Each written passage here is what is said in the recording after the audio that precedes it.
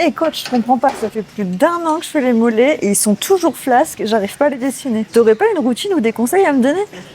Attends, laisse-moi deviner, tu fais toujours la même chose? Bah ouais, je fais comme on m'a dit, 4 séries de 20 à la presse à cuisse. Alors, ce qu'il faut que tu comprennes, Pichoum, c'est que tes mollets, ils sont hyper résistants. Ils marchent toute la journée. Donc là, si tu fais de la presse à cuisse avec un poids similaire à ton poids, c'est-à-dire 10 kg de chaque côté, certes, le plateau, il fait 40 kg, donc sache que c'est beaucoup trop léger pour que tes mollets réagissent. Alors, pour que ce soit un minimum efficace, il faut que tu travailles sur plusieurs exercices avec plusieurs angles différents pour les choquer et pour avoir un travail différent d'une extension basique à la presse à cuisse. Alors, ce que je vais te montrer maintenant, c'est une routine de 3 exercices que tu pourras faire de 3 angles différents. Ok?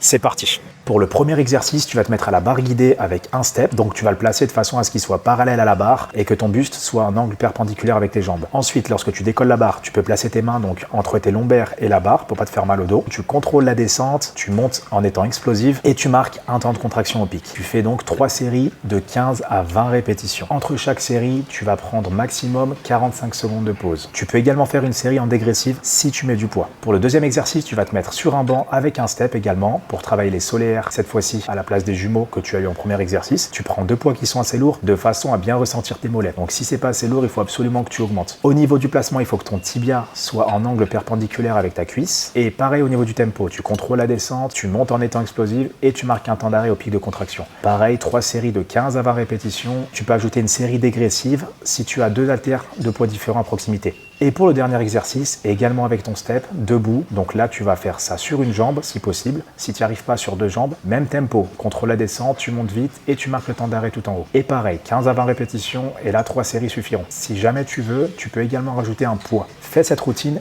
et tu verras que tu auras beaucoup plus de résultats.